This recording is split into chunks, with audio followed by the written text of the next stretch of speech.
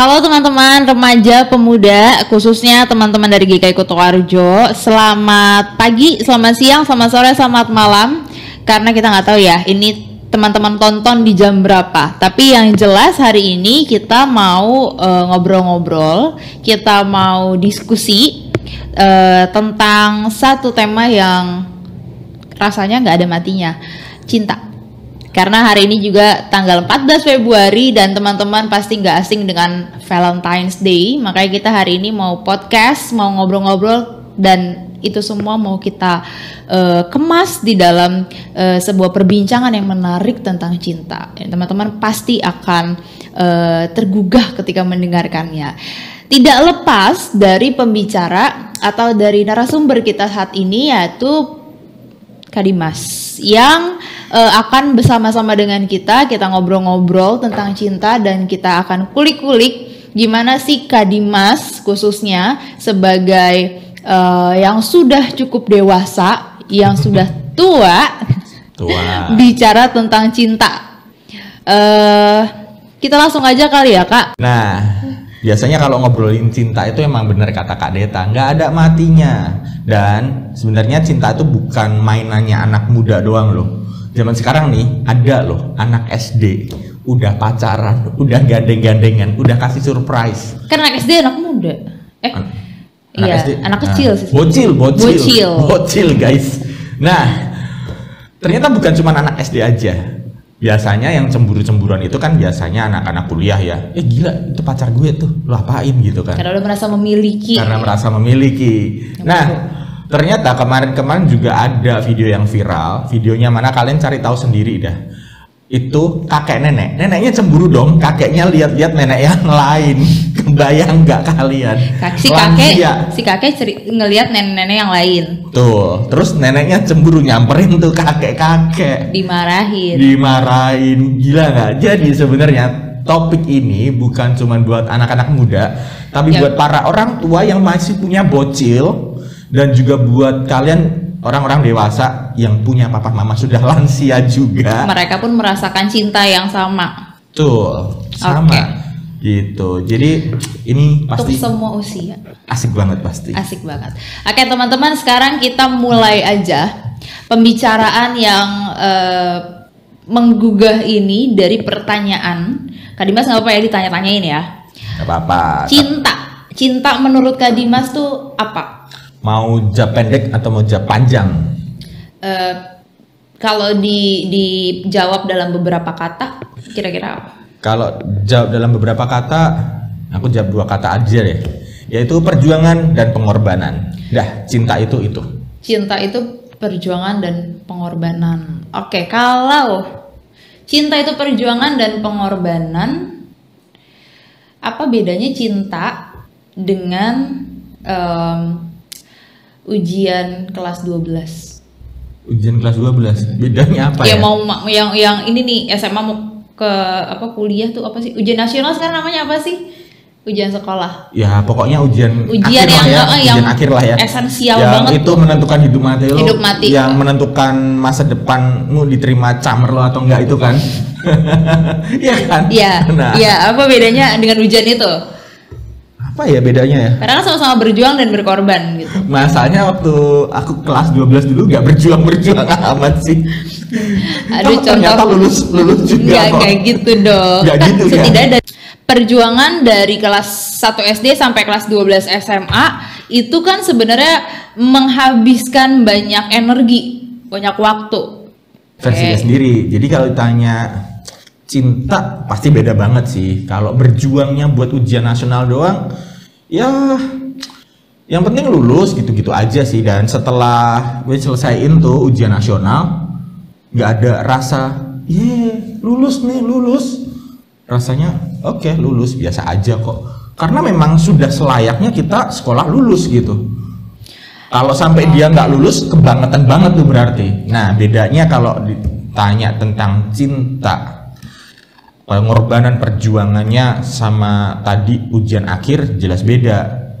Cinta yang gue rasain buat orang lain tuh sifatnya ini tuh perjuangan yang setelah misalnya nih ya anak-anak muda PDKT nih, kalian pasti PDKT normalnya karena kalian seneng dong sama anak itu. Kecuali nih Dad, kecuali don't try this at home. Kalian ngejarnya buat taruhan, kan ada tuh banyak ngejarnya buat taruhan. Yang ini tolong nggak dimasukkan dalam kategori cinta gitu. Tapi kalau misalnya kalian cinta sama seseorang dan kalian mau ngejar dia, pasti kalian cinta dong. Dan di situ setelah kalian berjuang habis-habisan, berkorban habis-habisan, bahkan menyisihkan uang jajan buat bisa beliin boneka. Betul. Boneka Doraemon mungkin. Atau main lotre nggak sih yang di pasar malam? Nah, itu juga butuh effort loh. Demi cewek yang dia suka. Yoi, demi cowok yang dia suka juga. Lu suka Doraemon atau Hello Kitty? Nggak dua-duanya. Nggak dua-duanya. Batman. Nah, itu perjuangannya tuh setelah kalian bisa dapetin, kalian bukan selesai, tapi justru kalian harus makin berjuang lagi, makin berkorban lagi. Oke, kalau gue simpulin berarti perjuangan dalam mencintai dan pengorbanan dalam mencintai itu enggak situasional aja. Artinya kalau misalnya kita berjuang dalam satu hal ini sudah tercapai, maka perjuangan itu selesai. Kalau mencintai ini seumur hidup. Perjuangan dan pengorbanannya seumur hidup. Semaksimal mungkin dan selamanya. Oke, itu teman-teman bedanya. Kalau menurut Kak Dimas, cinta itu perjuangan dan pengorbanan, bukan semata-mata perjuangan dan pengorbanan yang sama ketika kita ikut lomba atau kita sekolah pengen ujian, tetapi perjuangan dan pengorbanan dalam mencintai itu nggak kenal waktu, kapan berhentinya, tetapi ya ketika lu mencintai ya mencintai sampai mati gitu. Apa bedanya sama cinta mati? Cinta mati? Mencintai sampai mati sama cinta mati kayaknya beda deh. Cinta mati itu kayak lebih ke ini gak sih, ungkapan-ungkapan slang anak-anak muda, cinta buta, cinta mati. Yoi, dan kadang aku kurang setuju tuh dengan istilah cinta mati. Kayak tadi ya, misalnya ada beberapa istilah yang kelihatannya so sweet, kelihatannya romantis, kelihatannya bahkan filosofis. Contoh? Cinta mati, cinta itu memang buta, tai kucing serasa coklat, gitu. Banyak banget kan istilah-istilah kayak gitu, dan ada banyak banget istilah-istilah yang kadang itu justru mendegradasi, menyempitkan, mengkerdilkan, menyempitkan makna cinta itu. Karena sesungguhnya cinta itu nggak mati, justru cinta itu harus hidup. Dan sesungguhnya cinta itu nggak buta, cinta itu harus bisa melihat dengan detail, dengan jelas. Karena kalau buta berarti lu bukan cinta, kalau mati berarti nggak cinta. Berarti kalau kita lihat ke makna cinta lagi ya, nih aku jadi ingat satu filsuf, dia namanya Plato, mungkin teman-teman juga nggak asing dengan Plato. Plato itu bicara tentang divine madness. Ketika orang mencintai, dia itu jadi gila. Sederhananya seperti itu teorinya. Jadi ketika kita mencintai orang lain, kadang kita menjadi gila dalam tanda kutip. Kita bisa melakukan hal-hal yang di luar hal yang biasa kita lakukan. Kalau tadi misalnya Kak Dimas itu bicara tentang perjuangan dan pengorbanan, nah ini menurutku ini satu benang merah dengan apa yang Plato bilang. Ketika kita mencintai orang lain, mungkin perjuangan yang kita nggak pernah lakukan sebelumnya, ini tiba-tiba bisa kita lakukan nih atas dasar sesuatu yang kita katakan cinta. Di luar kebiasaan gitu loh Kak. Iya, dan kadang kalau kita mikir kayak bisa yang ngelakuin itu ya. Kadang kalau lagi waras gitu, gila aja. Gitu kan. Padahal kalau di misalnya aku punya satu teman ya, dia itu anti banget makan sayur. Teman atau lu sendiri nih ya? Jangan makan segala. Dia jangan. Temanku tuh anti banget makan sayur teman-teman. Jadi dia itu dari kecil bahkan itu selalu berantem sama orang tuanya kalau disuruh makan sayur. Sampai kita kuliah kita nggak pernah melihat dia makan sayur. Sampailah pada satu titik dia ini pacaran sama satu orang. Orang ini diet ketat. Jadi temanku yang dipacarin itu diet ketat dan dia harus makan salad tiap hari. Nah, karena pacarnya makan sayur dan dia disuruh makan sayur juga, dia makan dong. Dia makan sayur untuk pertama kalinya kita lihat setelah dia pacaran sama si cewek itu. Itu kan artinya cinta membawa dia pada sebuah realitas yang baru. Selalu berata amat sih, realitas yang baru apaan tuh? Cinta membawa dia pada sebuah kebiasaan yang baru. Yang nggak pernah dia lakukan, ternyata mampu nih dilakukan. Dan kadang teman-temannya sendiri pun sampai ngerasa udah gila anak ini ya. Kok beda gitu. Unexpected behavior mungkin bahasanya. Unexpected behavior. Hal-hal yang nggak terduga, nggak disangka gitu. Sikap-sikap nih, perilaku-perilaku yang kadang gila dia sekarang jadi kayak gini ya. Nah cuman memang ada beberapa kecurigaan terkait dengan hal itu. Itu hanya untuk menyenangkan si pasangan, atau hanya untuk cari muka, atau memang karena dia sadar bahwa makan sayur itu baik. Jadi teman-teman perlu kritisi dulu, perlu ada kesadaran perubahan itu tidak selamanya buruk. Jika memang, kalau tadi pakai contohnya Kadeta ya, dari yang nggak pernah makan sayur, setelah punya pacar dia mau makan sayur. Nah itu mau makan sayurnya karena apa? Karena hanya sebatas biar aku kelihatan mencintai dia, biar aku cari perhatian, atau memang karena dia sadar bahwa makan sayur itu baik. Tapi misalnya dia pun cuma cari perhatian si pasangan, tapi ternyata cinta itu membawa dampak baik dong buat dia. Nggak baik, karena dia melakukannya di luar kesadaran. Oke, berarti yang baik itu ketika kita melakukan sesuatu itu dengan sadar bahwa oh iya kemarin aku emang nggak suka makan sayur. Sekarang nih aku punya pasangan nih yang menyadarkanku bahwa ini penting. Dengan argumen-argumennya, misalnya ini loh makan sayur itu penting, kalau kamu nggak pernah makan sayur pencernaanmu gimana dan lain sebagainya. Lalu dia kemudian memaksakan dirinya untuk makan sayur di awal.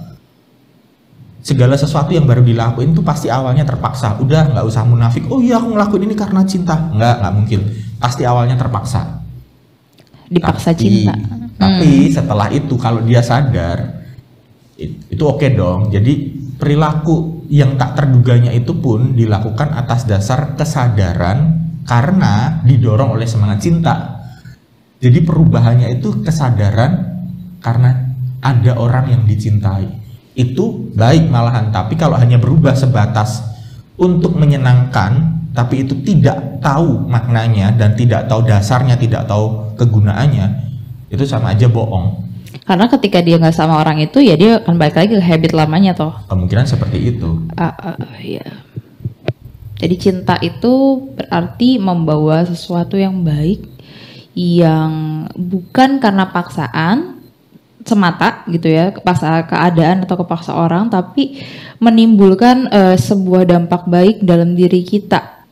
Ya, walaupun awalnya terpaksa pasti. Walaupun pasti awal terpaksa. Karena ada sebuah perilaku yang kita dituntut atau ditantang ya bahasanya, ditantang untuk berubah. Ada dorongan itu. Ada dorongan karena kan orang ini punya kepribadian yang sebelumnya bagaimana dengan latar belakangnya dia, yang ini juga punya kepribadian dengan segala latar belakangnya, terus ketemu nih, berarti kan ada penyesuaian. Nah ini kan saling menantang satu sama lain. Nah siap nggak keduanya ini untuk saling berubah dengan kesadaran semangat cinta itu? Oke. Sayur. Jadi cinta itu nggak selalu senang. Cinta itu nggak selalu senang. Enggak, justru awalnya bisa diawali dari nangis, hancur. Ketika kita mencintai berarti kita meresikokan diri juga dong untuk tidak selamanya senang. Bener banget. Karena cinta itu kesediaan untuk kita mengambil resiko. Mengambil resiko untuk ada dalam tekanan yang itu sifatnya mendorong kita ke arah lebih baik ya, bukan tekanan yang sifatnya ngehancurin mental. Nah ini yang perlu teman-teman clear, yaitu tekanan itu tidak selamanya buruk kalau tekanan itu mendatangkan dampak yang baik. Cinta itu bukan sekedar ini. Hati-hati ketika kalian mencintai hanya pakai ini. Karena cinta kalian akan menjadi kering, hambar, karena segala sesuatunya diukur pakai logika.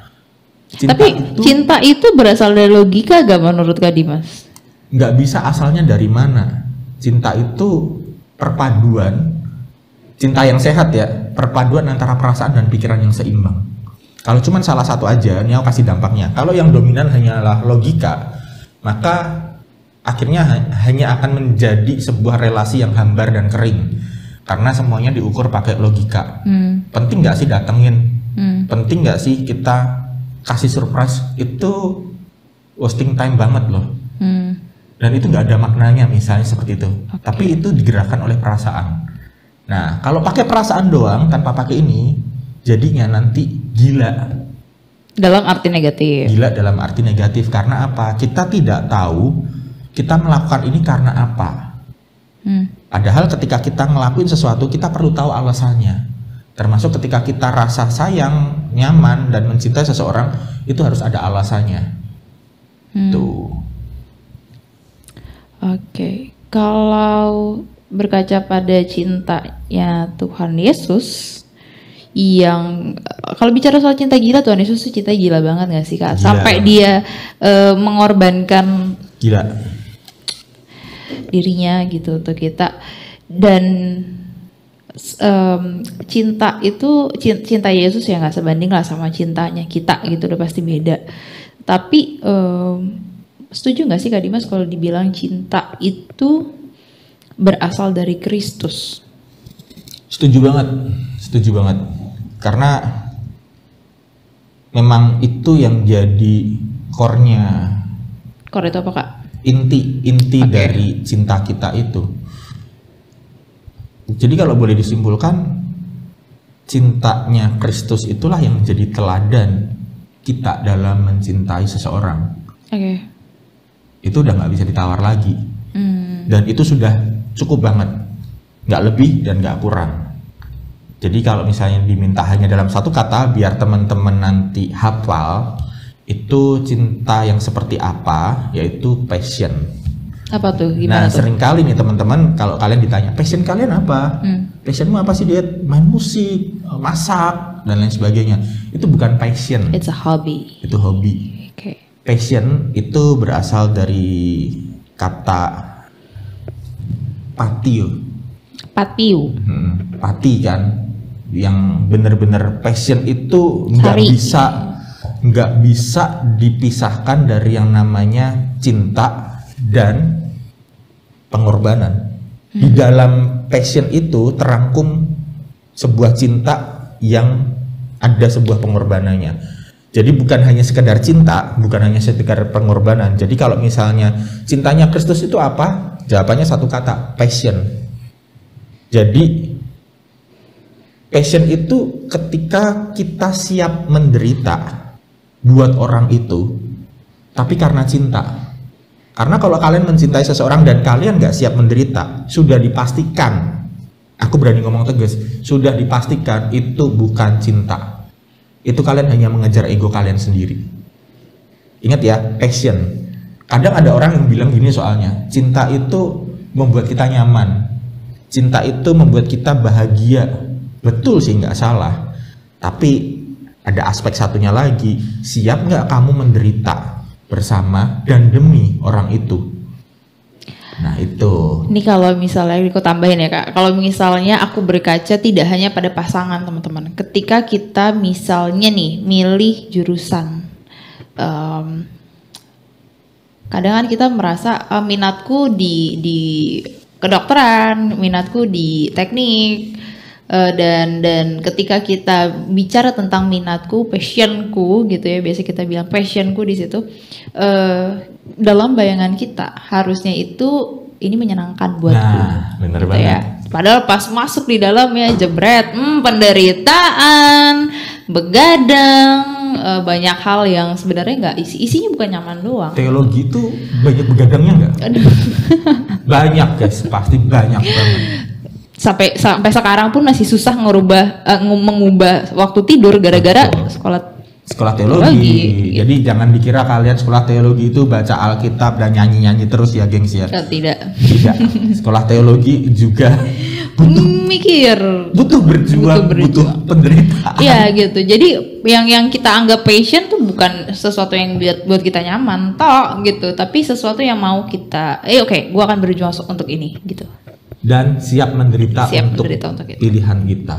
Entah itu pasangan, entah itu pilihan jurusan, entah itu apapun. Gitu, teman-teman. Nah, itu kan yang itu mind blowing banget. Seringkali kalau kita ngomong passion itu wah sesuatu yang betul-betul kita suka dan bahkan ada orang yang ketika ditanya, "Kamu berani nggak mengorbankan pekerjaanmu demi passionmu?" Nah, seolah-olah pekerjaan itu nggak enak, passion itu enak. Padahal passion itu kalian harus lebih siap menderita demi pilihan kalian. Memang itu menjadi minat ya, tapi bukan berarti isinya cuma enak gitu teman-teman. Nah, kenapa aku bisa bilang cintanya Yesus itu dirangkum dalam satu kata passion? Karena Yesus menderita itu bukan asal menderita loh. Dia ngelakuin penderitaan. Oke, aku mau menderita. Aku suka cita ketika menderita. Ya, dia tetap merasakan sakit. Dia merasakan sakit dah. Jadi kenapa dikatakan passion? Karena dia ngelakuin itu karena atas dasar cinta. Dia menderita tahu alasannya. Dia berjuang tahu alasannya. Dia dimusuhin masyarakat dia tahu alasannya. Bahkan Yesus pun dituduh sebagai penyesat. Itu pun dia rela. Karena apa? Saking cintanya dia pada orang-orang. Nah, itulah passion. Jadi kalau kalian mau cari pacar, kenapa kalian mau cari pacar? Ya biar aku status itu masih mending. Buat seneng, buat happy. Mendingan nanti dulu. Tuh. Atau nggak usah. Fokus belajar dulu. Fokus belajar dulu. Kecuali kalau kalian siap menderita yang atas dasar cinta. Ya. Karena akhirnya kita nggak dengan begitu sebenarnya kita sedang menghargai cinta itu sendiri gitu, nggak menyempitkan makna dari cinta itu sendiri. Betul. Jadi bagaimana seharusnya kita mencintai? Kalau kita rangkum dalam berapa kalimat kan? Oke, aku mau kasih quotes buat kalian dan jangan lupa ditulis. Kalau perlu kalian jadikan story juga nggak apa-apa. Nanti jangan lupa ditulis dan tag kami berdua. Perlu dong. Perlu. Itu kekayaan intelektual itu. Betul. Nah, cinta tanpa perjuangan itu bullshit. Kenapa aku bisa bilang bullshit? Karena kalau kalian cinta seseorang, kalian pasti mau berjuang buat orang itu. Kalau kalian cinta tapi nggak mau berjuang, fix itu bukan cinta. Nah, tapi perjuangan dan pengorbanan tanpa cinta itu sebuah kekonyolan. Jadi kalau kalian ngelakuin perjuangan, pengorbanan, kalian habis-habisan, tapi kalian nggak cinta, fix kalian konyol banget.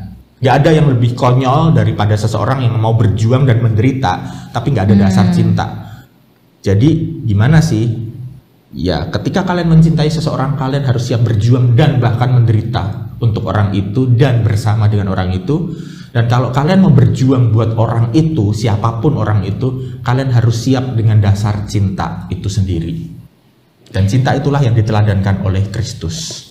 Sebagaimana teman-teman juga mencintai pekerjaan, sekolah, keluarga, teman-teman, semuanya butuh perjuangan dan pengorbanan juga di dalamnya. Ketika kita mencintai mereka, mencintai pekerjaan dan sekolah kita pun, kita perlu untuk senantiasa sadar bahwa ini dasar yang kita lakukan harusnya dengan cinta gitu, dan itu yang membuat kita bisa terus semangat dan terus menjalani itu semua sampai selesai. Nah, jadi buat kalian yang pengen sharing-sharing dan berbagi berkat, jangan lupa tuliskan sharing kalian di kolom komentar. Komentar? Boleh dong. Biar apa? Biar teman-teman yang lain juga bisa baca pengalaman-pengalaman cinta menarik kalian, yang pastinya nggak ada kok segala sesuatu itu yang sia-sia. Tuhan izinkan kalian mengalami cinta, baik itu cinta yang happy atau yang suram sekalipun, untuk mendatangkan kebaikan buat kalian. Setidaknya kita belajar sesuatu dari peristiwa itu, teman-teman. Betul. Roma 8 ayat 28 itu yang bisa membuat kalian merasa tidak sia-sia kalaupun kalian harus gagal karena cinta kalian. Roma 8 ayat 28, coba teman-teman lihat di HP atau di Alkitab teman-teman di rumah. Jangan minta kami bacakan karena itu artinya kami memanjakan kalian dengan buat kalian tidak mau membuka Alkitab. Betul, Dan? Tuh. Oke teman-teman, kita mau ucapin terima kasih dulu buat Kak Dimas yang sudah jauh-jauh datang dari Dari antah berantah ya. dari Purwokerto ke sini untuk sama-sama berdiskusi dengan kita. Semoga apapun yang kita bicarakan di sini dapat membawa makna yang baik. Apa yang teman-teman bisa tangkap dari pembicaraan ini, terkhusus ketika kita bicara tentang cinta. Jadi ini bukan hanya tentang pasangan, tapi juga tentang bagaimana kita menghadapi kehidupan sehari-hari. Karena kalau kita menjalani kehidupan sehari-hari kita dengan realitas dan rutinitas yang ada tanpa cinta, itu kalau kata Kak Dimas konyol. Jadi selamat mencintai segala sesuatu yang ada di sekitar kita, terkhusus ketika kita masuk dalam dunia apapun itu ya, dunia berelasi, bekerja, studi, semuanya.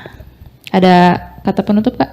Sampai jumpa di lain kesempatan, dan siapa tahu tahun depan kalian bisa punya pengalaman mencinta yang berbeda setelah mendengarkan podcast kita. Amin. Jangan bucin. Jangan bucin. Jangan destruktif. Teman-teman, ada pesan juga dari pengurus untuk jangan lupa untuk follow IG Kompareta Kutoarjo supaya teman-teman dapat info. Teman-teman juga bisa lihat renungan-renungan di situ yang diupload sama pengurus khususnya di bidang Strakom di situ. Jadi IG-nya Kompareta Kutoarjo. Jangan lupa itu di-follow gitu. Kita mau ucapin terima kasih sekali lagi sama Kak Dimas dan dadah.